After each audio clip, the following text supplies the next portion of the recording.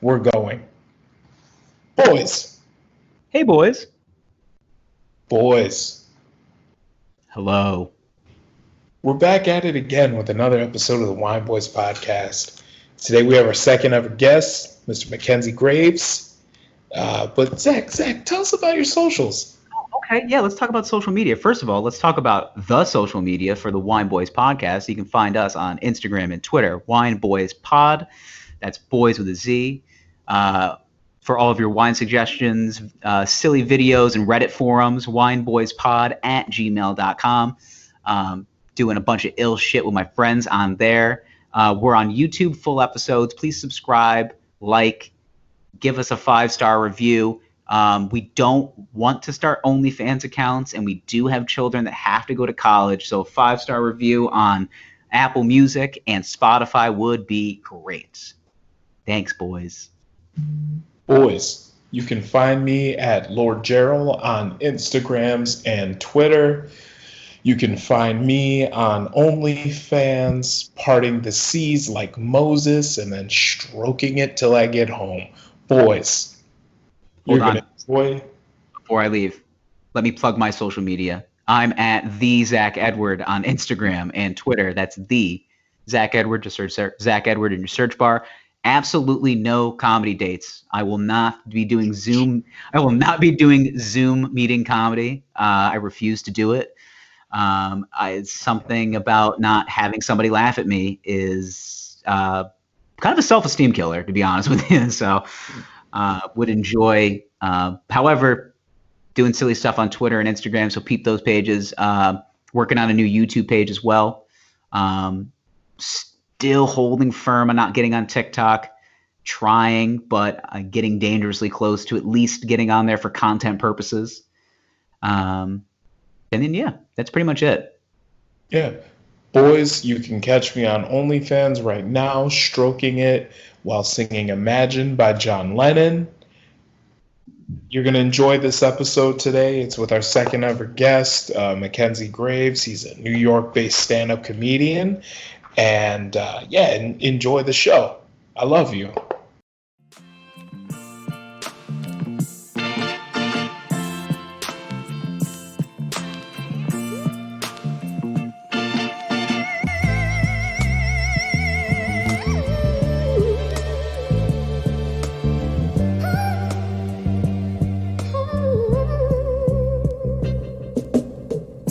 Hi, I'm Gerald. And I'm Zach. And we are the Wine Boys. Good evening, boys. Hello, boys. What up? What's going on? Best. What you sound weird right now. What's going on? Who, me? Yeah.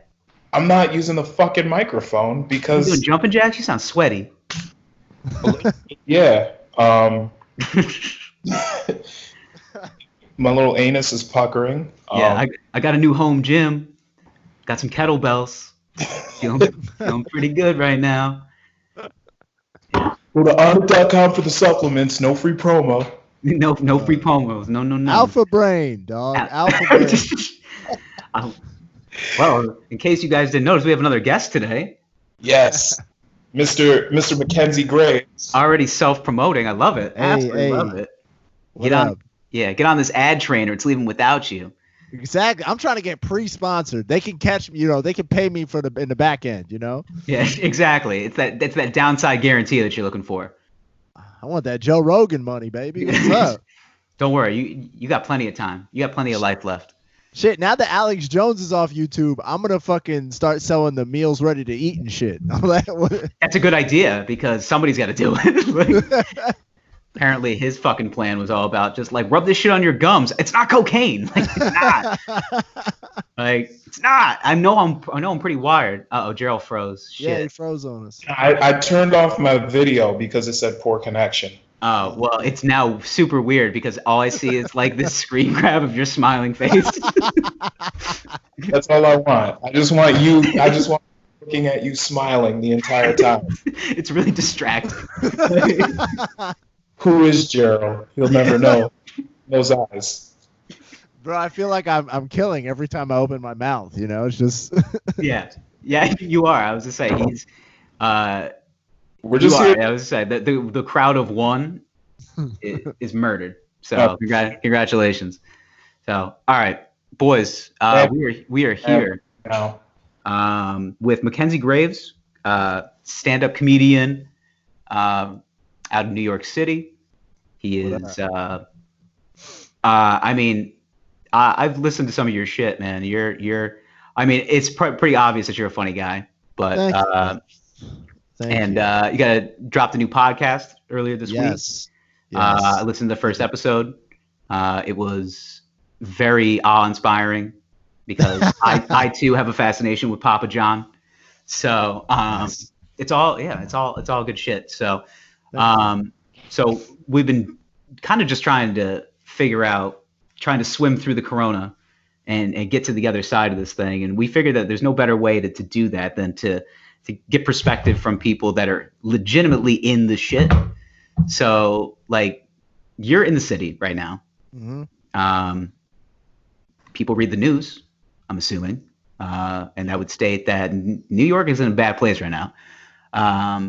The corona's got it by the balls and I ain't gonna let go. And I just wanna, from somebody that's in the comedy game, you know, I'm a comic in upstate New York. So it's like, you know, Joe Schmo bar ain't missing me that much, but you know what? It's fine because I'm going to come back every Tuesday and I'm going to try to kill the 4 guys that wearing biker vests at the bar any chance that I get.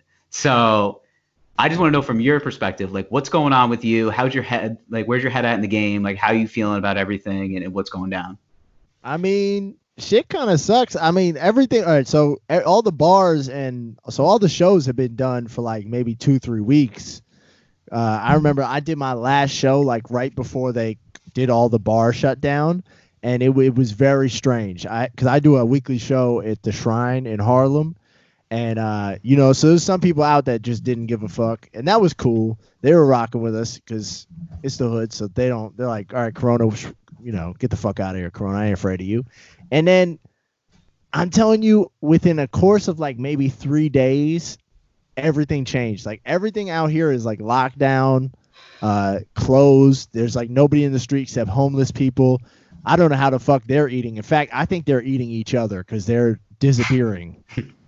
I don't know where the fuck all the homeless people are because they dogs gotta eat, you know. Dude, I'm telling you, when we come back from this, there are going to be super homeless people. Like they've eaten so many other homeless people. They're like the fucking Gundam of homeless people. You know, just give me your money. Yeah, just like they're taking TRT, but it's actually like eating other homeless people. So they're gonna look like this like freak version of like I don't know, like just imagine.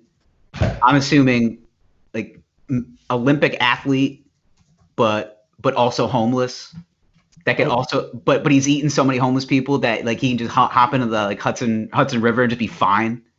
Like honestly, if any homeless people out here, if they've been sleeping on the streets out in New York City or slept on the subway, they'll be fine in the Hudson River. They ain't gonna die. They've defeated coronavirus. Like I think that's like I've had my theories about it that I think this is just a way to kind of we're just fleshing out the week, or not even so much fleshing out the week, but we're just like trying to find what I would consider to be the less fortunate types. So like there's that challenge on the internet, which is like the C10 do 10 challenge where you like your friends are like making you do push-ups unnecessarily, which is bullshit. I don't know. I haven't done 10 push-ups since like high school.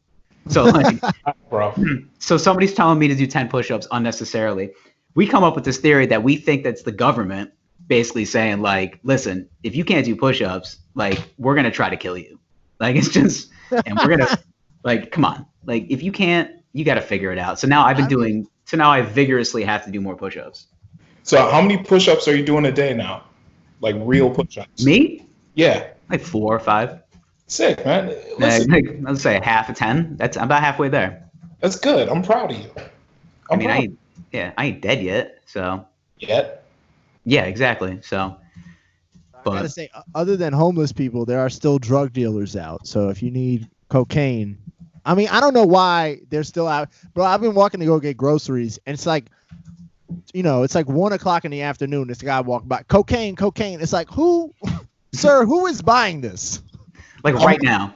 Global pandemic, I still want to party. Let's Like what am I supposed to do? I ain't going out tonight. Like, bro, the drug dealers are out here in gloves and masks. like, you know, you know, times are tough when the drug dealers are protecting themselves too. Yeah. Exactly. Like I said, I'm not, because I'm a weirdo for walking outside of my front porch to like grab the mail and I'm wearing a mask. No, fuck that. Like, I'm not. Gel on his hands. Like I love it personally. Because listen, maybe I'm alone in my place. Maybe I just want to listen to music and I want to dance away the pain. I mean, you got no choice. I got no choice. I mean, what else are you gonna do? So, speaking of, so we're drinking away the pain as we do on the Wine Boys podcast. So, what you drinking tonight? I like the segue. Good job. Yeah, you know, I'm just a segue machine. You know, that's all I'm saying. I'm drinking a toasted lager, Blue Point. It's a Long Island beer. I've had Blue Point. It's good shit. I've had Blue Point before. I was gonna say we're a wine drinking podcast, but we drink beer from time to time as well. Boys, sometimes. Sometimes. I'm more of a bourbon and beer type of guy, you know. We don't discriminate here. We don't. I know in the name it would say we're just wine drinkers, but we have a very refined palate here. So Bourbon makes me fart though. I was saying that bourbon the next day is just different. It just slaps differently, man. Like I like fart thing though. I think that's just you, bro. Maybe it could be the Chinese food I paired it with. It's the lo mein, dog. Like it is what it is. All right. Tonight we're drinking Robert Mondavi Private Selection. It's a Cabernet Sauvignon aged in bourbon barrels. Okay, so you're gonna have the farts for sure. Oh fuck yeah! Love me a good red though. Glass number 3. I was gonna say I'm on glass 2 already. Yeah. All right. So Robert Mondavi Private Select from the Central Coast of California, right by the pier, which is currently vacant, except for homeless people underneath the Ferris wheel. They're there still. Mm-hmm. Getting stronger. Cabernet Sauvignon. The price of this wine is between $9.99 and $14.99. If you guys want to procure it at your local liquoria, it is a 88 point wine. You're gonna have bold, tannic, dry, and acidic notes. Something layered with oak, and it's going to have a very strong blackberry finish. I like it. Yeah. So. I like it. My wife bought this for somebody, but never gave it to him. So. It's mine now. Amazing.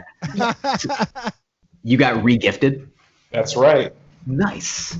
That's right. What you sipping on, Ho? I'm drinking a dry Riesling. It's called Salbeck.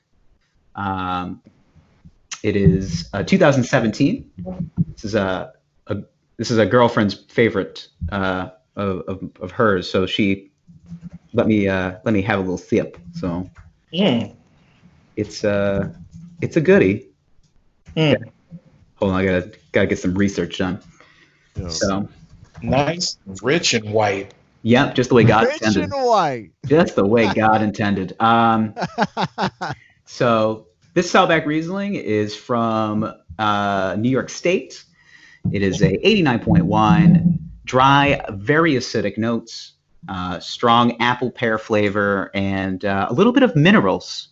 You're also going to get a little bit of citrus on the back end. So, very nice, subtle notes, rich and white, as it was. As God intended. There you. Isn't that your line, Zach? Is that your line? It's not my line. The way God intended. Yeah, it's just. All right, boys, let's get into it. So it's just how it is. Okay. You know, it's the wine. It's not what God intended. It's just how As the wine God is. intended, it just sounds like you're about to colonize something, right? And on this day, I named this for the Queen. No, it's your diamonds, your oil, and your women. Yes. The Redskins work for us as God intended. Please line them up by size and weight if you would. I declare. If you, by chance, if your women can follow post haste, that would be delightful. See, someone said I do. Gerald, you said I do declare. The Southern accent can go evil so quickly, can't it? It does. Yeah, first of all, welcome our guest again, Mackenzie Graves. Tonight. Yeah, so we have established that there are very different subtleties of the Southern accent, and we have an ongoing character on this show who is a Southern preacher who is very fond of young boys. And it's not by anybody's fault. He just doesn't know how to help himself. And regardless of the situation, he starts with like this very like strong religious anecdote where he's just like uplifting and we're going to get through this. And then he catches like a young boy out of the corner of his eye and he goes, "My God, this discreetly dressed boy." Like, it's just, and he doesn't know what to do with himself. Oh, that's Father Onassis. Father Onassis. Oh, good sweet Jesus, that young boy is making me perspire. He's a go-getter, that's for sure. He's a real do-it-all kind of guy.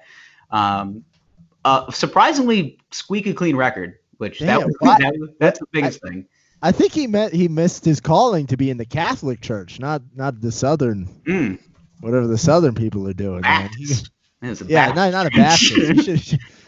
He should have been a Catholic priest. I think that's maybe why the dogs aren't sniffing on the trail. Like, it's just, I think he's just kind of found a lane and he's sticking to it.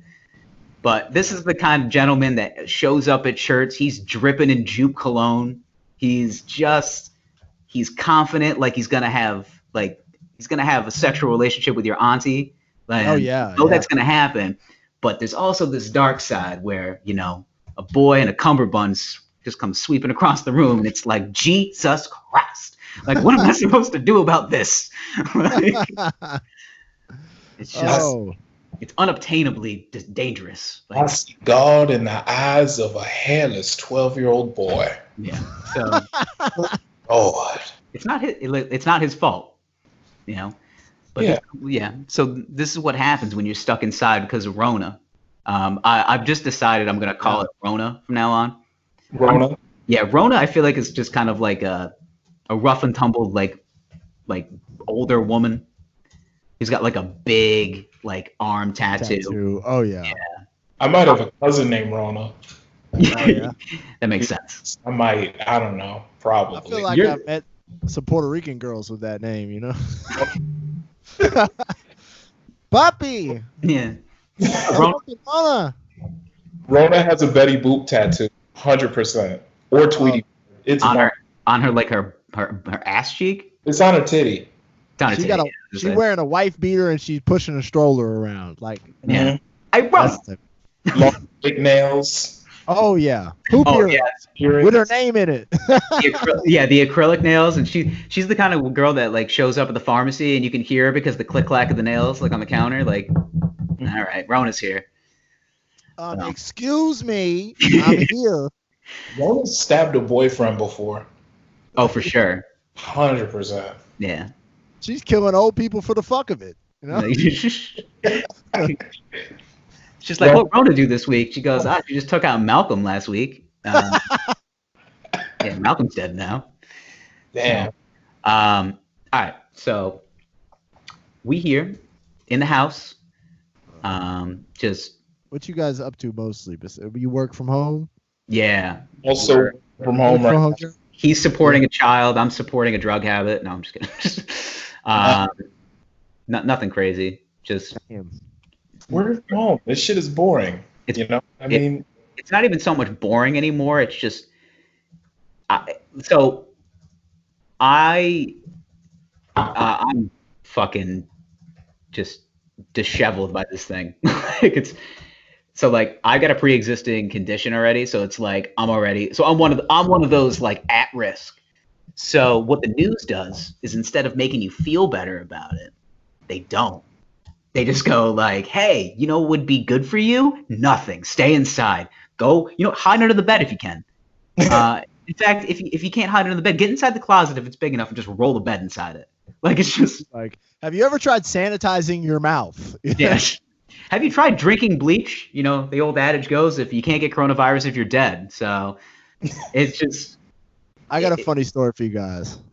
I was outside. I was hoping you would. I need some uplifting. I was outside the other day. Don't. I'm actually dead now. I'm dead. I'm Skyping you from heaven. Heaven's kind of small, honestly. I thought it would be a little bigger. Looks like a 600 square foot apartment in New York City. I don't know. It costs $10,000 to live here every month. It's so expensive. No. Yeah, I was outside. I was going for groceries, and I shit you not, right on Bleecker Street. Now, if I don't know if you guys have been to New York City or if you like spend any time down here. I'm familiar with Bleecker Street, so yeah. Yeah. So on Bleecker Street, there's like a whole bunch of delivery boys that hang out around all these restaurants close to West 4th Street. Basically, they just do all the deliveries for this area. And there's also like gangs, not gangs, but little groups of packs of homeless people, you know, who nomadly do heroin wherever the fuck they end up. Pizza rat, yeah. Yeah. So I'm outside and I just see a squad of delivery boys yelling at this older, bald like dude and this like white disheveled man they're both like middle age. You know that they're homeless because they don't look like they'd be friends in reality. You know what I mean? They're like, you guys don't look like you went to kindergarten together, you know?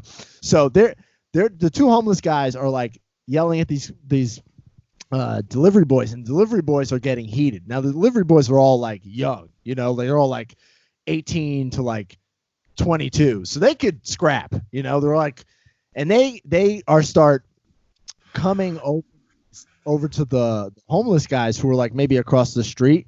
And then one of them, the older black dude, the bald headed dude, starts running away because like 12 of these like delivery kids who are all like, they're like Puerto Rican and black kids that are like, they all commute from like, I guess the Brooklyn or the Bronx to this area to deliver. And so they're not fucking around. They're all tough kids.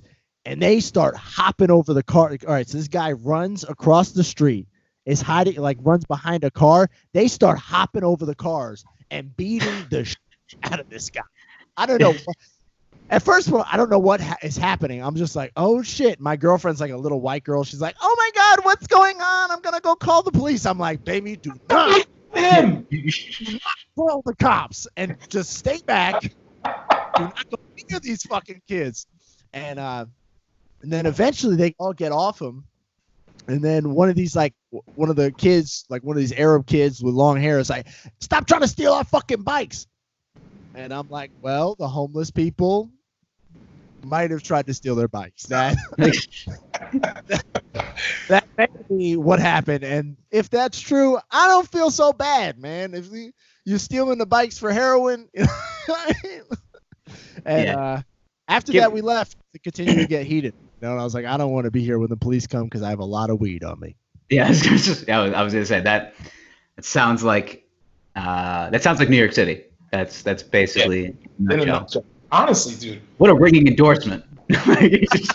Move here, yeah. Move here, bum fights. Please don't. Rent is too high already, man. I gotta. Yeah. No, like for more crime. Lives in Brooklyn, and I visited her a couple of times. And I'm like, it's nice down here. It's really nice, but you know, my mortgage costs as much as your rent. Yeah. just be real. So it also feels really nice to say mortgage. Just like my mortgage is. Oh, dog! I live in Harlem. Same amount of character that you get. Yeah. Oh, yeah. No, not as much character for sure. I mean. I'll give you this. You get stories. You get stories from living in New York. Mm-hmm. Yeah. Yeah, my development is fucking boring. So yeah, his house, he lives in a Stepford Wives neighborhood. Like I even say like I live on the west end of Syracuse, and it's like I live city adjacent, so I can say like I got some street cred still. Like, but you live where someone might come to a nicer neighborhood and steal your car. Yeah. Like that's where Zach lives. I live a hop, skip, and a jump away from the south side, which is like gang territory around here. Yeah, like you. So I'm just in enough danger that I'm comfortable. Okay. Yeah. Because I need a little extra anxiety on top of all the extra anxiety I give myself. Just to be like, oh, why not? See, that's interesting because I feel like in New York, like because NYPD is like an army. They don't fuck around. They will take your shit down. There's really not as much like gang. Like they're not gonna fuck with you. Like especially where I live in Harlem, everyone's a drug dealer, bro. They have more than I do. What the fuck? They're not gonna rob me. You know. Now, if you go to certain areas, like if you're in the Bronx, good luck. But East New York, something like that. Like, East New York, yeah, that East New York is bad. That's real. Things will get rough. Brownsville. Yep. Oh, Things never been, never will. One of those situations, like. Well, bro, I remember one time I was on the subway. I was on the A train. I was coming back from a rave. This was years ago. I must have been 19 years old, and it was 8:00 in the morning. I had just done a shit ton of fucking Molly and cocaine. Okay. So, the background. So your shirt is off. You got glitter on your chest. Oh no, I am in shorts though. I am in shorts and a t-shirt, and I'm very confused. I get off, and as soon as I get out of the train, Broadway Junction, literally a man's like, "I got Molly. I'm like, bro, it is 8 a.m. I don't. It's just like, can I come down first? Yeah, exactly. Before I'm accosted to get more drugs, like. But to be fair, I did probably look like a tweaker, so I assume. Oh yeah, you hopped off the train, and he's just like, I got my first customer of the day. Like, he is. But like that's the one thing about New York too. It's just like the unparalleled hustle of anybody. Like somebody, I think you probably heard this one before, but like. I read this over and over because it's my motivation to wake up in the morning is, listen, regardless of the situation, is a crackhead not going to try to smoke crack today? Are you going to let a crackhead beat you? Like every single day. That's my motivation. It's just like that guy's going to figure out a way to smoke crack. Bro, and all I got to do is pay a mortgage. 2 days ago, I shit you not, I saw a man out here selling T-shirts. That he clearly stole from Target. Like still in the bag. Hey, yo, bro, son, look at this T-shirt. You want this shirt? I'm like, are you serious? Yeah, I was gonna say they literally can sell ice to Eskimos, man. Like it's just the unparalleled hustle of New York City, regardless of what it is. I feel like I get accosted by a guy a week in Syracuse that's just trying to donate a bootleg CD. And what they do is they walk up to you and they give you the CD. It's just like, yo, check out my shit. And then you get 5 steps away and they go, no, that's $10.99. I'm just like, dog, you just gave me the CD. I think they do that there too. Put that CD in my pocket. What was that? Yeah. Sorry, missing. I said, remember that time we were out at a bar? I put that CD in my pocket. Yeah, and then the guy's like, no, it's a charitable donation. You're just like, oh, what charity? Bro, I'm amazed that people are still trying to do that out here. They do that in Times Square. Yeah, I was like, yo, you never heard of SoundCloud? Like, try harder. You guys have the monks. What'd you say? The bracelet. You guys have those fake monks that come up with the bracelets. The Hare Krishna guys. Yeah, They live in my neighborhood, so they know who I am. They don't fuck with me because I always be like, get the fuck out of here. Like, you see this face? Don't fuck with me, all right? Like, although one time they gave me a cookie and I was like, all right, I guess I'm not going to eat this, but thank you. Yeah. There's no telling what you guys did to this cookie, but I'll listen. Yeah, it's dirty. I know it's dirty. You got 5 minutes, all right? I always wonder, I'm like, how do people like that make money? How do they afford to live here? Because I have I think you raise. Listen, this is a very good point. I think we should stay on this, but like half the people in New York, how do they afford to live there, doing the fucking bootleggy shit that they do? Like it's just, I mean, maybe just like that's just how they justify their existence. Like, all right, I'm trying to make it. This is what I want to do. This is how I'm gonna get there. But then you got the guys that are just lifers of just doing hood rat shit, and it's just like, all right, I can't shake it. Like this is just who I am. It's not even those guys that not bother me, but like that make me question things, because a lot of those guys like, oh, they live with their mom or some shit, you know what I mean? Like, or it's like they have like some situation where it's like or if you live in like a project building and you still live there, you could live there for only a couple $100s a month. It's cheap ass rent. Yeah. But It's like the people that are like out here crusading for Jesus, holding up the like Jesus loves you signs. It's like, who is paying you? I don't. But the church is paying them, aren't they? Like, isn't that? Exactly. I mean, not like the church, but like some sort of like. Will come from out of town. You think so? I think a lot of those people come from out of town, and then some of them, like, you'll have like 8 people living in like a 2-bedroom apartment. Yeah, I suppose that's true. You split, $2-3 grand a month, 8 ways. It's not that much. So doing it like some Craigslist hookers. Yeah, essentially, yeah. Yeah, you can't do casual. Yeah, that's their casual encounter. That's what gets them off. Like that's their thing. It's just, rub yourself down with Purell between clients. Let's keep it moving, man. Yep. 42 male, East Harlem, looking for aggressive top, with bear qualities. Please have vehicle large enough to sustain a man of my size. I may need cleaning out. And if you could, also I would prefer that you have a car that's large enough to tow and stow me. Oh. Serious inquiries only. Tow and stow. This is a real adult. I would say, what is it? I guess it's a casual encounter that we stumbled across. Oh, really? A couple episodes ago. Check it out in the archives, boys. Search the Wine Boys podcast. Tow and stow. Oh yeah, no, this guy is like, okay, so what, he was like 40. Like, I gotta find the real one. You gotta find the real one. All right, so my guy is like morbidly obese, super horny, super gay. Does he have a body pic? No. No, it's one of those. Sometimes they do. No, it's one of those like faceless avatars, which is already like a big turnoff. Like, all right, like that's, you ain't even gonna show me your face. Like, show me an old yearbook photo. Like, give me something. Yeah. It's like, I think the name of the post was like conservative and proud or something. Conservative and proud. That's what it is. That's what it was. Yeah. And he's gay. And he's. That's interesting. It's a hard lane. This guy is, like I said, he's gonna be tough to love for sure. Yeah. But the thing is, though, is like I state that, like, he will be tough to love and he will not be forgiving. Like, this guy. Oh, I found it. All right. Go ahead. Read it off. He's 44 years old. It says, conservative and proud, can't drive or host, must come get me. Please have appropriate vehicle for someone of my size. Jerks. Young, smooth only, no one over 25. White men only, just a preference. I only bottom, and you must help me clean out. Oh. I know.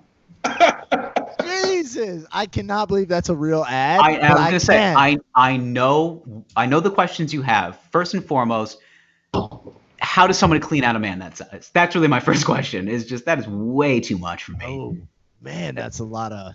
How do you clean somebody else out? I don't understand that. I've done a deeper dive on that before. Check out the archives.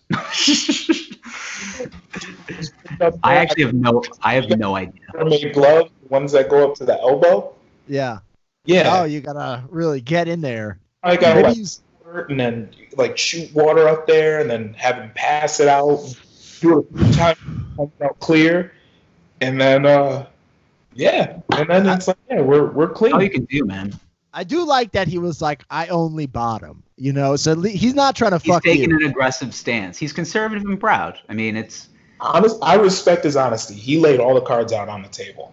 And then he's got that whites only, and that's kind of like you can't be racist and be begging. Yeah, I was about to say I apologize, but I'm the only one that can rough top this guy. So. Offended that I couldn't fuck this guy, but then the other part was like, you know what, Gerald, you're better than that. Yeah. Also, I don't have a car anyway, so fuck him. My car's too small. Twice. Yeah, my car's too small, so I'm a little offended. My car is enough to accommodate a man of his size. I live up. You dude. Do you guys look at the R for R? Sometimes I look just for shits and giggles, but I saw one that was like this girl that was like, I just need to get fucked. I haven't been fucked in like weeks. And then there's comments under this like it's a virus going around. You really shouldn't be doing this. So that's the thing. So that's trolling just to put these comments. Just like I'm concerned for your health, sweetie. It's like what? The problem with this now is like now it becomes a conversation where you can shift it. So now you have to find out like who the real sane people are, and like who are the people that are going to continue with their stances 30 days from now. So I position it like, are you going to anti-vax anymore? Like, are you going to be one of those people? Or are you going to be one of those people that are like, I feel like given the circumstances, I think my children need this. Like, I don't know. I just want to know where stances are coming from nowadays. I think the new anti-vaxxers are the people that are saying that like 5G is the reason why this is a thing. Is that a conspiracy theory? I haven't heard this. The 5G towers. Yeah. Really? This is our favorite coronavirus. Yeah, this is probably this is by far my favorite coronavirus theory. I'm plugging in right now. Yeah, yeah. Find out. What's up? Like this, so people that the radiation from the 5G towers is causing everybody to get sick. Wuhan, China was the first city to test their 5G network. Ooh, this sounds like a deep conspiracy theory. I love it. In that everybody is getting sick because one by one, all these cities are lighting up their 5G towers and everybody's getting sick. Oh. I love this one. Yeah. This one's one of my favorites. So then apparently Woody Harrelson believes it. That's right. Yeah. White man can't jump. I was about to say. Yeah. Fucking, I believe fucking 5G towers. Apparently, I don't know. Yeah, if Billy believes it, then anybody will believe it for sure. It's so pretty, Billy. It's so pretty. Billy Hoyle? Yeah, old Billy Hoyle, of course. Yeah. Old white man can't jump over here. Although the thing that pisses me off is that since they cleared out all the conspiracy theories, like since YouTube did its purge, like after Alex Jones, you can't find any like fun conspiracy theories easily. Can't find, yeah, like he sent me earlier the Reddit forum link of the English lady that was accosting two workers that were laying fiber in London. When she did it too. She was what? She was so polite when she did it. At first, she was polite. That was the best part. Is because she's English. They always begin polite, and then it starts getting aggressive. So she's just like, "Oi, what you guys doing over here?" And they're just like, and it's this guy. He's Russian, I think. He's very foreign. He's just like, "Well, just." He's just like, "Oh, like for the fiber, for the fiber." And she's just like, you guys are standing pretty close to one another for your 6 feet distance. You're not doing the 6 feet distance. It's like, you're not 10 minutes apart. It's apart. What's called big? They said the 6 feet of distance or meters, or the fuck they use over there. It's like, you guys want a 7 meter apart, and you got to try. What you doing over here? And then she just like wants to get a rise out of him, and then they start talking, and he's not talking. He's just mumbling like, "Well, fiber, I'm just doing a job." And then she goes in on him. And she's just like, well, you know that you laid us down and your daddy and your grandma, they're going to die. They're going to die if you do this. And I'm like, holy shit. She is now making it about their families, so that's good. She's basically saying, you continue to lay this down, and they put on that tower, you're going to kill your mom and your grandmother, or you kill your dad and your grandmother. And she goes in on these guys for like a minute and a half. And the guy's like Russian, so he's like, I just do not care about grandmother or my grandmother. Yeah, my grandmother died very early in life. My father is a drug addict, and I do not care if he dies. Like, it's just like, so his emotions are very they're very low. Yeah, limited emotional connection to his family. He's a Russian. Jesus Christ, I'm Russian. Check it out. Like, limited connection, and it's like. But she is like, she just wants to yell at somebody. That's where I think we're at now, like the mental health aspect. And I'll tell you, I'm not in a very good place myself. Like, I just want to yell at something too. But it's like, but I think we've been there for a minute, man. Like, as far as like Twitter, people are just mad at each other on Twitter people are mad because Joe Exotic wants to say the N-word. And I'm like, dog, if you took away that from Tiger King, he was a good person, and this is the straw that breaks the camel's back, you're a fucking idiot. Yeah, well, that's the thing, and I'm glad you bring up this point that Twitter is not really filled with educated people. Most of them, there are a lot of educated people, and they usually have accreditations in journals. So if you can find them in a journal that's backed by medicine or a university, that's a smart person. There's not a lot of those though. So you gotta dig through the shit to find like the actual smart people. But nowadays people go on Twitter to. That's the problem. Yeah, that's true. Just like, no, like facts are good, but like, can we just talk about like how short Anthony Fauci is? Like he's really that tiny. 4'10". Like he's 79 years old. He's what? Fauci is 79 years old. Did you know that? He looks great for 79. It's incredible for 79. Well, he also is like the smartest person in the White House, but also like leads the world in research for infectious diseases. So I'm assuming he kind of like ahead of the curve on like, how do I stay young at 70? Or like, how do I stay young at 80? Like, he's putting on shea butter, cocoa butter every morning. He's fucking got coconut oil for his skin and shit. He's got his Patrick Bateman regimen, like American Psycho. Like, I was thinking more like I have an African scrubber all over my face. He's listening to some Erykah Badu, putting some joba oil in his hair. Joba oil. That's what it is.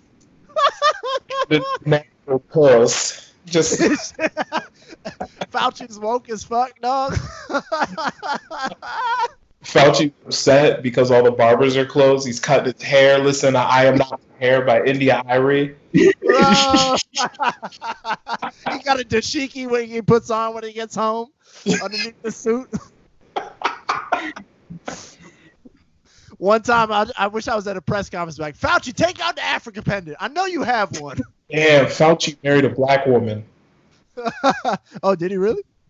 I hope so. I'm just I hope so. At this point. I think he did because he's got like this like hard brow like New Yorker mentality in his attitude. Yeah. Because I mean nobody can beat Trump as far as like their attitude towards people and like the New Yorker attitude. Like, I'm sorry, you're wrong, you're just wrong. But then you got Fauci, who is just like he's the distressed old man at the party. It's just like, I think we should go home. Like, we should probably get out of here. Like, that's how I feel. Like, we talk about like Governor Cuomo and how like he's doing a pretty good job. Understand circumstantially, like he's doing a pretty good job, but he's just like the angry Italian grandmother, like who's just like, I told you to stay home. I fucking told you to stay home. And now grandma is dead. Like, it's just, and he does it every press conference. Like, even today, he's just like, we're flattening we're flattening the curve, but still mom's dead. Like, it's just like, Jesus, man. Like, it's just, when can we be happy? Mom over. Why'd you bring mom to the house, Chris? Chris. Good job, Chris. It just, people want to vote for him more now. They're like, I want him to be president. I'm like, I don't want him and his fucking WAP brother arguing every day in my fucking. No, because Italians love to argue. Like, so that's the problem. It's that like 100%. But that's the thing. That's what makes them good politicians and lawyers. Like, it's just they're just like, listen. Yeah, we had a rough time, but did anybody die today? And it's just like 700 people. That's about 100 less than yesterday, though. Like, it's just that's the point where we're getting to in coronavirus coverage. It's just like we had like less people die today. You guys see that he has a nipple ring? Yeah, that's the big theory, and I think it's the full bar. Oh yeah, he's got the thought bar, dog. Yeah, he does. Yeah. Well, he was drunk. He was drunk. What do you expect? What was that? Yeah, I'd like to imagine him at a leather bar, just chaps, the hat, like the whole thing. We said that we think that Cuomo had like underestimated game back in the day. Like, it wasn't he wasn't like, he was aggressive but approachable. So he was like, meets a young lady at the end of the day or at the end of the night at the bar.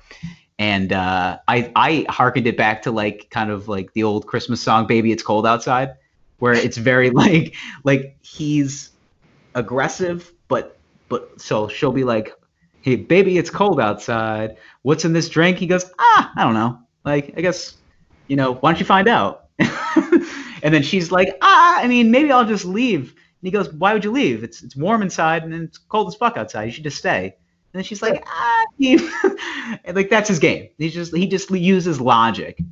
Just like, why would you go outside?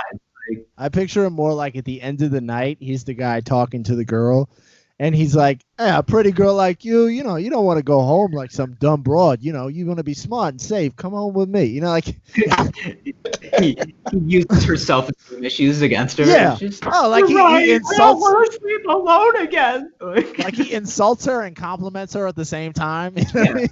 That's what I'm saying. It's just like he's the pre-woke version of Baby It's Cold Outside. Like he's just like, just come. Like, what are you doing leaving? It's cold out there. Yes, so what? There might be something in that drink. Like it's just. I got a nice futon. I got some leftovers in the fridge. Come with me. Yeah. Have you ever had Mom's meatballs? You have to say, Mom came over, made a pot of sauce, huh? Like. I got leftovers from Sunday gravy night. Come on. Don't be a Stugatz. Come on over, eh? Like, I think that's the reason why I'm like, I just know too many New York Italians. I think that I'm like, I don't know. People like governor. We should make him president. I'm like, I don't know. I'm not ready for no, because like that. I get your mindset because I grew up as a New Jersey Italian, so which is not great. Like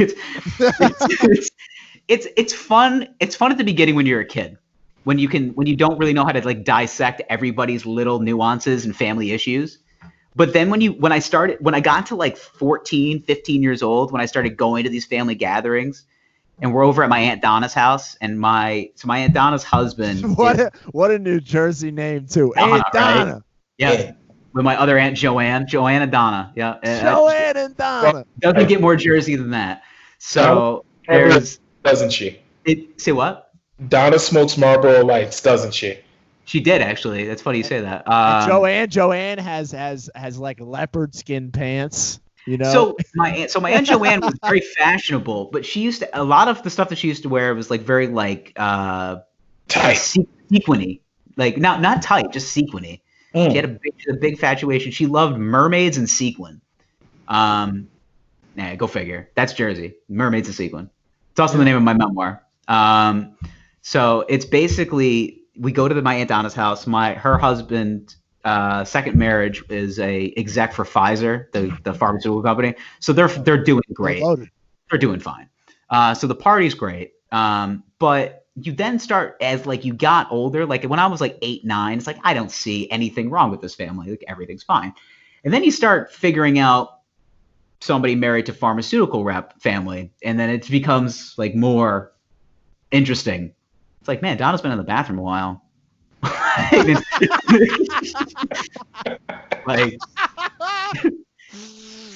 Yeah. Not even that. It's just like, wow, she was not happy before. Now she is fucking stoked. What's going on? And then I start investigating. 15-year-old. Like, I'm not starting to go through medicine cabinets, but I'm just like, I see an empty bottle of Xanax here. There is stuff going on. What was I gonna say? So there is so the theory of the whole 5G thing is I feel like it's the one theory that has merit, but I can't figure out why it would make people that ill. You think for like a respiratory illness? Oh, okay. I thought it would be more like exploding brains and stuff like that, like wavelengths and stuff like that. Yeah. I thought the biological weapon in China was a kind of conspiracy. Like, that was kind of convincing that they made a biological weapon to either to stop the Hong Kong protests. Yeah. And then it just kind of got out of control. I was like, That made sense, but it's like, but those were never going to get that bad. But also, how far is from Hong Kong? I mean, they got bad, but I don't think they were going to get to the point where we needed biological warfare. No, and it's not a we thing. It's China. China doesn't give a fuck about its people. So I mean, the only reason why I think it's viable is because China. I could see them not caring enough to make a decision like that, and then it getting out of control and then being like, well, whoops, we didn't. It was a bat. Someone ate a bat. I swear. Yeah. Someone decided to eat a bat. You know us, widely Chinese. You know how we do. But it's believable because Chinese people eat weird shit, and it's well documented. Like, have you been to like a fucking restaurant in Chinatown? Not in New York, but like not in New York, but in different cities like Boston, Philly. Yeah. I mean, any Chinatown is Chinatown. It's okay. Well, yeah. So Boston, for example, yeah, I've been to one of those and like was offered like the snake soup and shit like that. Yeah, you might be eating turtle. You might be eating fucking bat. I've eaten a legit turtle soup with the shell of the turtle like spinning around. Yeah. See, I gotta tell you, man, it slapped. It was good. Like it was just. It better. I hope that bat meal that they made tasted fucking better be fire. Fucking good, man, because it was the last meal ever. Apparently, it was some broad too. It was some. You guys don't know that that's a character I do, but anytime some broad, some fucking broad, fucking eat some bat, and she thought it would be a good. I don't know. What is she fucking lazy? She couldn't go to the grocery store anyway. She ate this bat, and she's fine now. Yeah, she's chilling, but I hope that bat meal, that bat wings was fucking fire. It better have been the best meal. That's my thing. Is like if we're all gonna get killed by this bat, like it better have been like the best thing to ever been eaten. Absolutely. What does bat taste like? I don't know. Like, try it out. They make it into like a soup with like some udon noodles or something like soup. I'm interested. That's probably the most palatable way. Although I've been watching a lot of Naked and Afraid. Do you guys watch Naked and Afraid? I do not watch Naked and Afraid, but I'm interested. I haven't watched. I've watched it. I watched an episode a couple weeks ago. It's mostly white people from the woods who think that they can live without clothes, and then they end up eating usually bugs and snakes. It's not like they almost never catch anything good. Yeah, it's a pretty white person activity, that's for sure. Oh, it's that's the token white guy here. I think I've seen two black people. Us whites enjoy a good naked adventure. I've seen two black people, one Latino guy, and that was and it was a dare. No, he had a lot of white friends. You could tell he had a lot of white friends. Yeah. It's just like, Diego, we don't think you're going to go out in the woods. He's just like, fucking watch me, dog. Like, Jesus. Yeah, how long do you want me to stay? A week? 2 weeks? I'm prepared, man. I'm getting ready to, if we have to survive the apocalypse. Although I think I would do it with my clothes on because they always get bug bites in their dick, and that just doesn't. That's my first question. Is like, I just don't want anything crawling near my exposed balls. Like I don't want bugs, spiders. That's my one thing. Yeah, you want spiders like. I want spider up my gooch. Like god. Bruh, that's like I seen this one with roaches. I mean, I've seen some gnarly roaches living in New York City. Some fucking monster roaches. But I saw these roaches on that one episode, and I think it was in like Panama or something. They would make me kill myself. I think I would give up. They're super roaches. They're like the size of I would say they're almost like the size of like what a turtle would be. So if you look at the size of a turtle, just imagine that just like a roach. Like I know, it's terrifying. It's god awful. I mean, they're so big. Jesus Christ. But I find them fascinating too. Like if I watch, so I'll flip on like not even Animal Planet shows, but I love like the Planet Earth stuff. But when they're just talking about like certain insects, like tag me out if it's a spider, I won't watch that shit. But it's like if it's like an insect that's just like this insect can live X amount of days on an animal. By the way, it's also like only 3 inches smaller than that animal. Like it's basically like the same size as the animal it's latching to, but it's just chilling on its back and it has no fucking idea that it's there. That's just crazy. Oh, It's shit. like how does he not know that there's an insect that's like almost the same size, and he's just chilling? Speaking of diseases living on or things living on animals, you guys saw that tiger in the Bronx Zoo has coronavirus? Yeah, I saw that. For sure. Like Said it wasn't just that tiger though. There were a few other tigers that had it. How the fuck did the tigers get coronavirus? That doesn't even make sense to me. I just feel like it's pretty on brand with Netflix. It's Carol. Yeah, right. Yeah. The Bronx Zoo's trying to trend. They're trying chaos to trend. Theory. I was just going to say chaos theory. They want to get on Twitter. How do we trend? We can inject the tigers with coronavirus. It's a genius, Bill. Genius, Bill. Nice job. It doesn't even make sense to me because you got to keep in mind the Bronx Zoo is in like the most northern part of the Bronx. I mean, it's almost Westchester. I was going to say you're essentially in New York State. Like yeah. I mean, you are. I mean, technically, you are in New York State, but well, you're not in upstate New York till you pass Mount Vernon. Then you can start saying, Westchester. We don't need them. You guys can take them. Westchester's fucking like one of the epicenters now of this whole pandemic.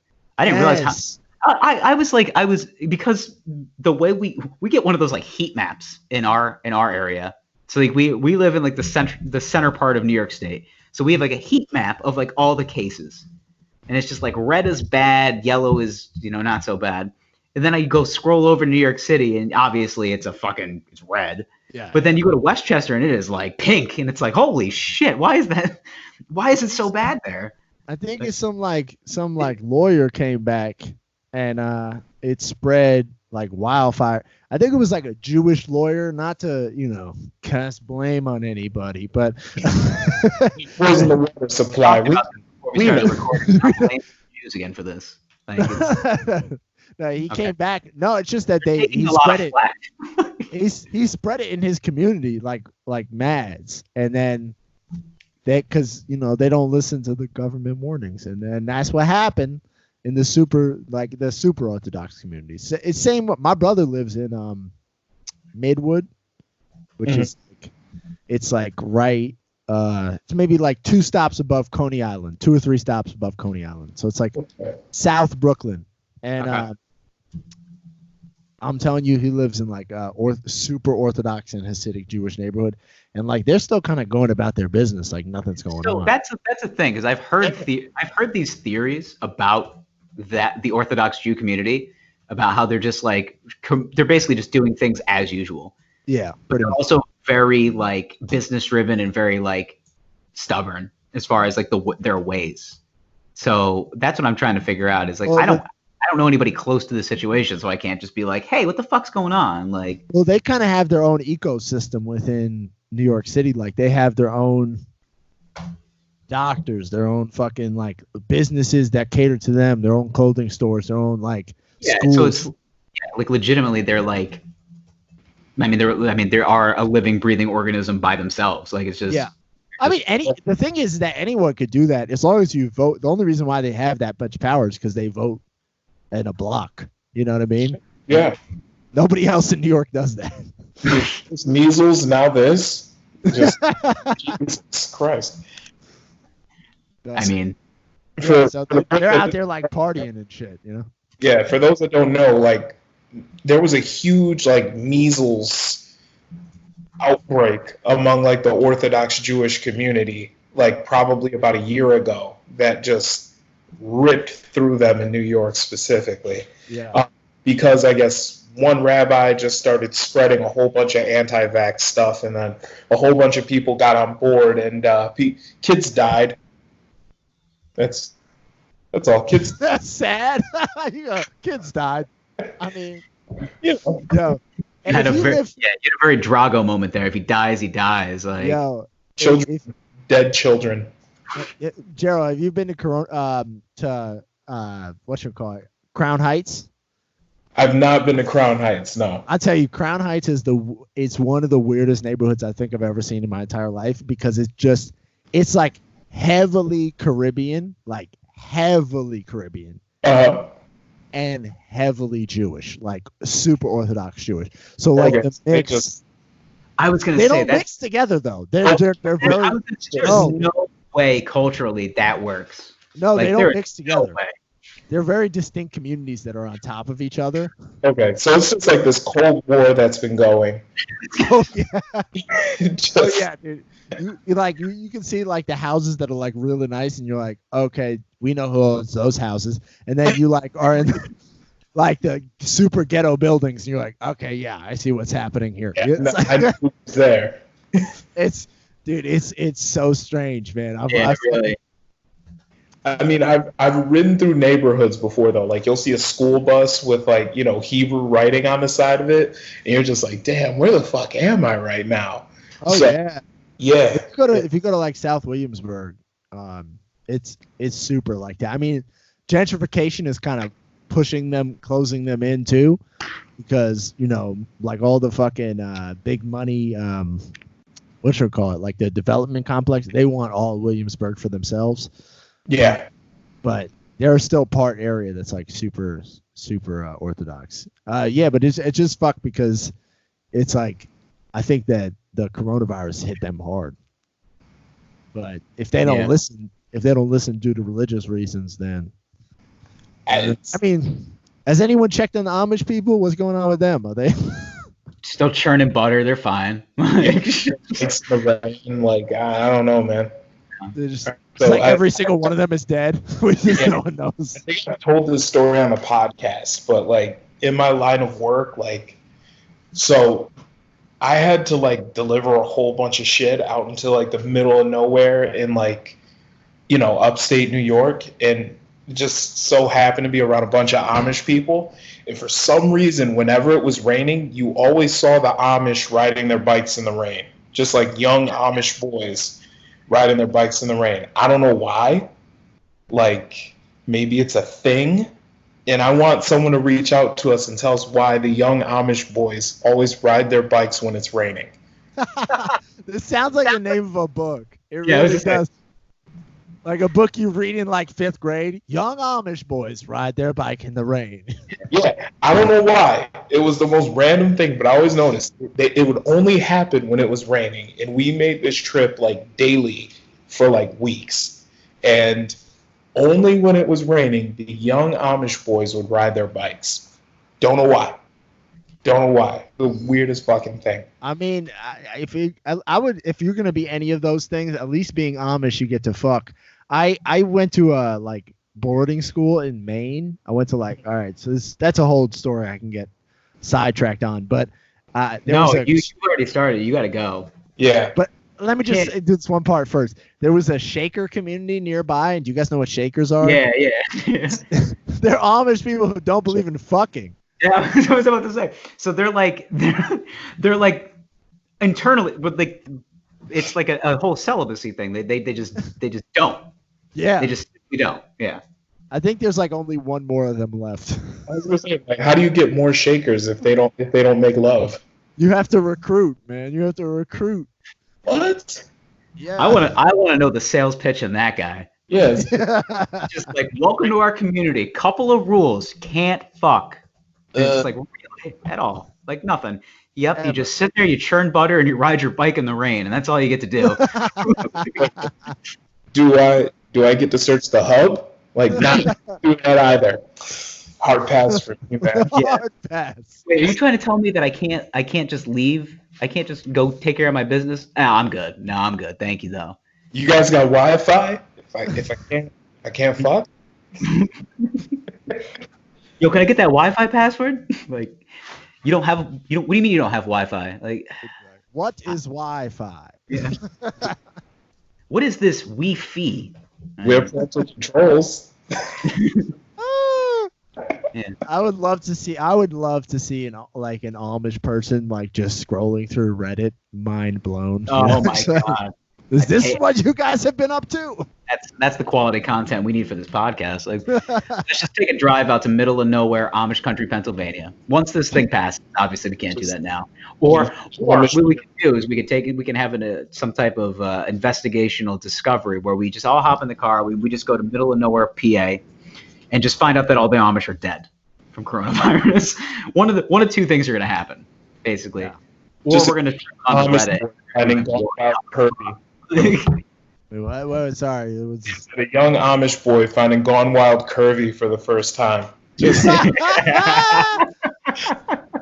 Finding r/pogs. It's Yes. Yes. It's ruined his life. Dude, he's never going to churn butter ever again because he'll be doing it to himself. Like, it's just like, where's Billy's churning butter again? Oh, out in the barn? In the bathroom. yeah. He's gonna have like a broken arm at that point. Like, Yeah. beating off too much. He has arthritis, believe it or not. Yeah. He's 16. All right. Boarding school. What's going on? Okay, so I was a bad kid in high school, and before I went to Oswego. I was gonna say we got to preface this because Mackenzie and I were in the same fraternity together. We're not going to name names, but we did some dirty shit. We did some weird shit. Pause. Pause. Hit end recording. No. But so I think I'm starting to get like mild recollection. You might have told me this already, but I need to know more. I'm fascinated. I went to essentially from, I want to say 14 to 17. I was away in like lockdown bad kid boarding school, and so I did not come home for like 3 years. Yeah, and that was in Maine, and you know Poland Spring water. Yeah. It was in Poland Spring, Maine. So like, yeah, there was like nowhere you could run, nowhere you could go. And because all you have is Poland Springs around you. That's it. There was nothing there. I mean, yeah, and just a bunch of plastic bottles. That's all there is in that town. A sea of bottles. You know, can I make a raft out of these? Maybe I don't know. No, but yeah. So I was in like lockdown boarding school for like 3 years. It was very intense. You could not touch girls or anything like that. I was gonna say as somebody that was not in boarding school. What was it like? Like as shitty as it sounds, like it sounds terrible. It felt like prison a lot. I mean, we would juvenile detention center. Yeah, it was pretty similar. You'd wake up in the morning. You'd essentially, all right. So here's how it would work. You wake up in the morning. We would all be in dorms. So there'd be like 6 of us in one room, and we'll be like a dorm complex. And we were on bunk beds. So you'd have 20 minutes to clean and 20 minutes to do your hygiene. And after that was done, like you were done with the dorms for the day. You'd be off to your job. And then you would work all day till like 6 o'clock. And then from 6 to 9, you would go to school, what they would call school. What does work involve? A lot of cleaning, menial duties, shit like that. Janitorial stuff, like just yeah. And then as you work up the ladder, you do like more administrative type shit. I was like ran the kitchens for like a while. But that's the dopest job in prison. Yeah, because you have access to the food. So like you nice. Definitely So you were like. You were passing out like extra helpings to like your good friends, just like I got you, Steve. Absolutely not. I was not getting in trouble for anyone else but myself. I learned early on there, if you're going to commit a crime, you do it by yourself. That's it. Yeah, I do. Yeah. No, not looking for multiple offenses here. Thank you. Not looking for anyone to snitch on me. But I was going to say, oh God, a kid in boarding school, he'd be like, oh, he did it for sure. Like he did it. So then I got out of that pent up place, and then I went right to Oswego. And that's why when I got to Oswego, I kind of went a little buck wild. No, you were fine. You were mildly tame. So we all had fun in Oswego, clearly. I'm interested in how the two of you met. Oh, well, let's see. I was pretty high. It's pretty fucked up. No, it was. Let me see. So you were. Let's see. I was probably what 2010. Fall. Yeah, I was 2012. I 2012. So So you were coming around like 2011. Yeah, so the beginning of the fall semester of 2011. Yeah. So yeah. Oh, okay. So I distinctly remember because this is how we recognized you. You were very memorable. That was what I remember.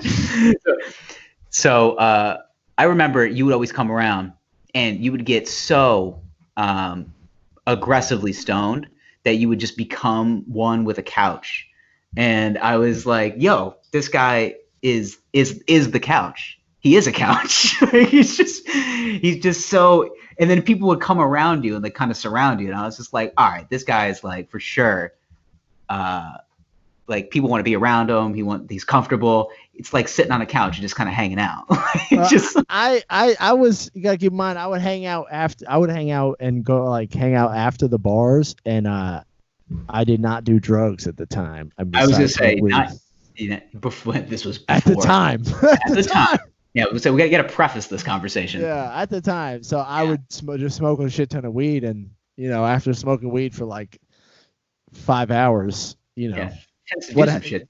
Naturally you got to pass out. I mean, you were the pass out king, man. You were good at it. It was just like he's awake, but he's also like it looks like he's also asleep. This is amazing. Like this is like some kind of art renting form. A room here? What's going on? Some kind of art form I want to figure out. Like he is definitely awake, but also asleep.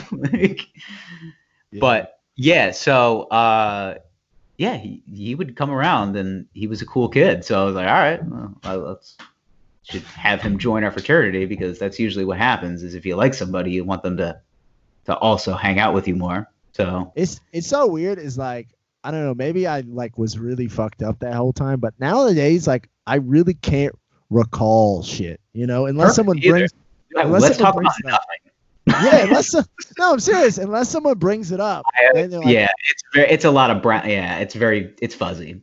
Unless someone brings up a memory, then I'm like, I don't know. Like, he said something the other day. It's like, do you remember? I was like, stop the rest of your sentence, because I don't.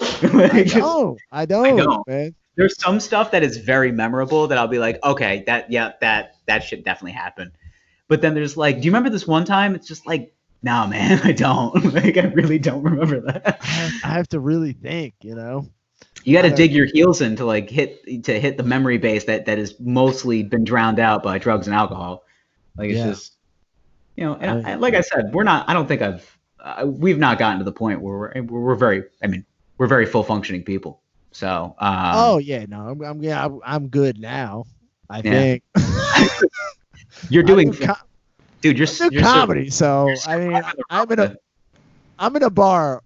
Besides, I mean, obviously not now, but I've been in a bar pretty much every day. I mean, I don't drink though most of the time. That's the thing though. Is like as an open mic comic, like you have to go to bars. That's just kind of you have no other. I think choice. It's a comic in general because even if you get to a high level, you're going to be at comedy clubs. They have a bar. Yeah, I gotta tell you, man. I shared this story last week, but like I did Saratoga Comedy Works right before shit hit the fan with the Rona, and that's when I kind of psyched myself out. So we did the show, and the guy that was the MC for the night was sick, openly sick, like Pureling himself at the bar, and I'm just like, oh no, this is it. And the guy that I went with was like also like hawking a little bit, and I was just damn. Oh, this is it. I'm gonna get it. I'm for sure getting it. Like that was like, and then I haven't had symptoms yet, so like it's a month later, and I'm like, all right. And I keep telling myself that, but I'm still utterly freaked out to leave my house. Like they might just have allergies and shit. That's how I have. Like I said, that's the psychopath story I keep retelling in my head every time. It's like just allergies, man. It's fine. I got sniffles and. This whole coronavirus thing is turning into an STD. It's just like fucking like who you been with? Like who you with? Like what's going on? Yeah, you got protection, you got gloves, you got a mask. Yo, I swear to God, some comedians down here have like literally been like, "Oh, I'm positive for COVID." This one girl who I literally saw, she maybe posted on Tuesday, not this week, like I think like a week ago or 2 weeks. She posted on Tuesday, and I saw her that Saturday at a fucking birthday party, and she was like hugging us, like, "Oh, hey, stop and it's it. like, damn, bro, it's like, I hope you didn't get me sick." A buddy of mine has been has had some. Yeah. Wait, hold up, we got to talk one at a time because we get Shit. You cut out. You hear me? I said you don't want to end up like Tom Hanks in Philadelphia. yeah. That's my worst nightmare. Like that is my worst nightmare. I was even saying like a buddy of mine has been having some like pneumonia symptoms, and then he just got tested, and I hung out with him like a couple of months ago. It was like even before like the shit got like real, and I was just like, oh, I wonder if he gave it to me like in January. Like that's where my mind's at right now. Like that's you got a reason to worry. I mean, to me, I've been going through most of it kind of like, hey, whatever. I mean, not that I've been out partying or anything, but I've been just home waiting for death to come get me. Yeah, that's basically it. I'm looking at my phone, just being like 10 o'clock, good time for the Grim Reaper to show up. Like, I've had a good life, I guess. That's the thing. It's like my whole conversation, like my girlfriend's sick of it too. She's just like, the whole conversation is just like, I just have so much other shit I want to do still, and I just don't want to die from this. Just seems like a shitty way to go out. But I don't know. I listen. It's a mindset thing. I'm by no means a good mental health advocate. Like I gotta go seek therapy for sure. Like I'm going to, like, legitimately. Like I gotta talk to somebody else. But like that's the whole thing. It's like you gotta just be strong with it. Like there's the only thing you can do is like as a comic too, like just write. Like I just started writing shit. Like I got lazy for a couple weeks. Yeah. I've been so unproductive. I was just saying, I've been so fucking lazy. But then I'm just like, there's some good shit that could be talked about here. And I wrote a couple things down, and I'm just like, this is good working material, at least to start with.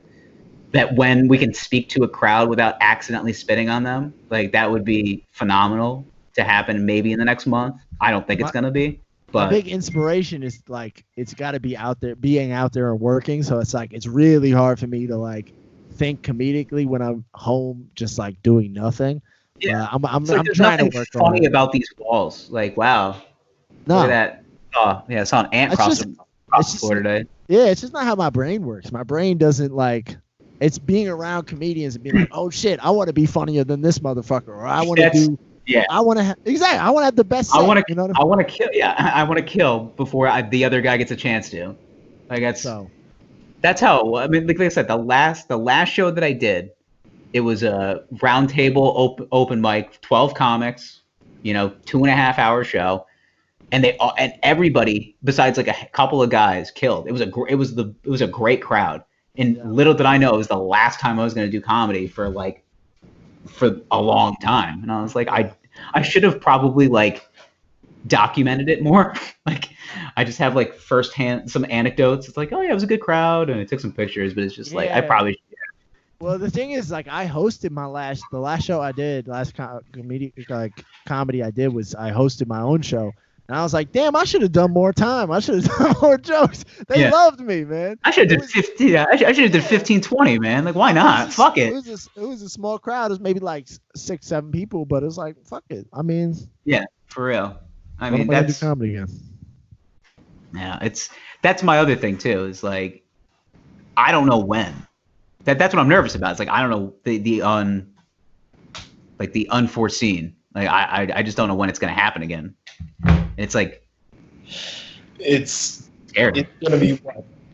Let's say it's August by the time you get back up there. I'm gonna be rusty as shit. God damn. I don't know, man. It might be like riding a bike. Yeah. I used to feel I've been doing comedy for like 4 years now. I used to feel like that if I don't do it every day, every week, then I'm gonna get rusty. But then I was just in Italy in January for like 2 weeks, and I did comedy once in a show in Paris. But then I came back and I started doing comedy again, and I felt fine. I wasn't like. What were the crowds like there? I was kind of following you on Instagram with it, but like, well, obviously not great English, I would assume. Hold up. It's a bottle of Poland Spring. Also. Plug in the fail. Also, Italy in January? Yeah, it was cheap. You might be a carrier, bro. I know. I might have brought it back, dog. But we traveled. Yo, you're making me think he's gonna give it to me through the screen right now. Like, you gotta stop. Bro, we went on January 9th to Rome, and then we went to Rome, Paris, Nice, and then Florence, and we came back to the United States on January 25th. So, like, we came back just in time. I was gonna say, you guys just got back in time. We just got out of Italy, yo.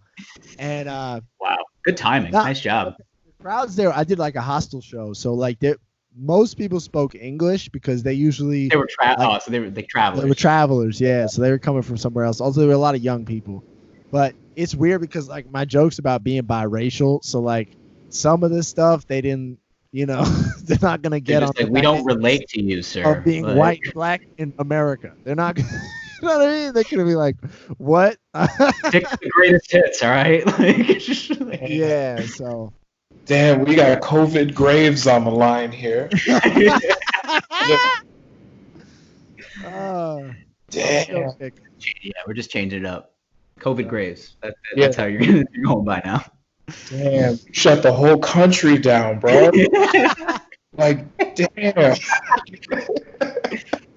You just murdered an old lady in Italy. How do you feel? Nah, the Italians murdered us. That's an old lady. Back to America. I mean, what was I gonna stay in Florence? I wouldn't recommend it. Right? You definitely got out at the right time. Look, like, I'm sorry.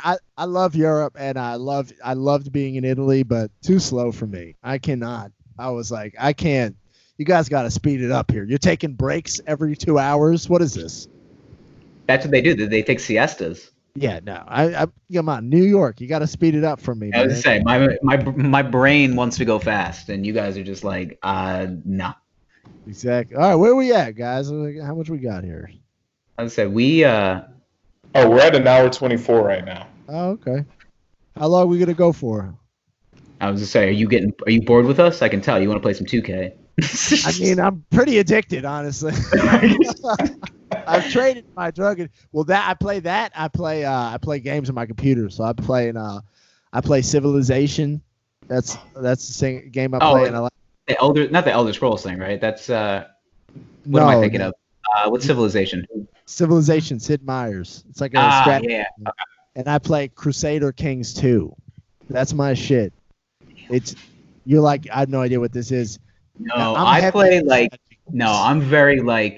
like fighting games and sports games, and like I've played a lot of Mortal Kombat because it feels like reality. So it's just like just ripping people's skulls off. Yeah, it's just like we're going to the Nether realm. We're gonna start ripping faces off like coronavirus. Like just. I have a kid, so it's hard to play video games, but I've been playing through God of War for about 2 years now. Don't you have the latest Tekken too? Yeah, I got it. Tekken slaps though. I mean, you can never get to play. Yeah. You can play. You can literally play right when we get done with this. You could just get on and just play real quick before you go to bed. Honestly, I got to get up in the morning. What? Well, I got to make, even though I'm working from home, I got to make like one stop in the morning, and then like after that, it's like, all right, putting on sweatpants as soon as I get home. So that's the other thing too. All right, so like that's one thing. With us being at home, like are you cycling through like the same pair of sweatpants routinely? Yeah. Routinely? Like how many pairs are you at right now? I have 5 pairs of Uniqlo sweatpants. Those are great. I highly recommend if you don't have, get some Uniqlo sweatpants. They are phenomenal. And I got to get on them. They can last me through 2 weeks, 2-3 weeks without doing laundry. Wow. Make sure you disinfect. Like all you gotta do is like what I do is kind of like when you try on like the cologne or anything like that, you just like spray and then you just walk through, just so you can make sure you get everything done. Yeah. I've been doing that with the Lysol spray, like the disinfectant. So you just like it's like you know what? I should change these pants because that's what the CDC is telling me to do. But just do a sprinter like you're going you're crossing the finish line and going through the ticker tape, just ripping through it. Just that's what we're doing.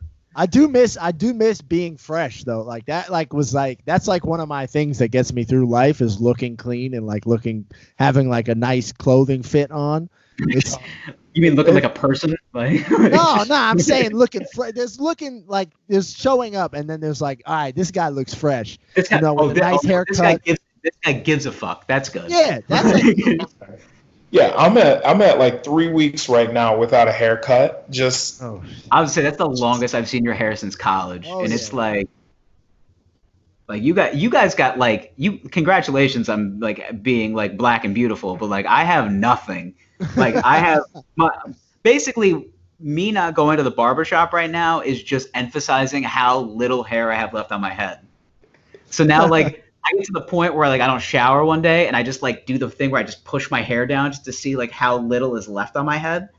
And then I discovered my latest bald spot yesterday and I'm just like, fuck, like I gotta do something about this. Like it's dangerously thin. Like have you thought about going full Lex Luthor? No, because like it's just I still have enough that I can grab onto it. But like I look at the old. You ever seen the old photos of like Jeff Bezos in like the late '90s? Yeah. That's what I would look like, and I don't want to. Like I want to be TRT Bezos with like with muscles and like cheating on my wife, like all that shit. Bruh, you can go full Walter White though.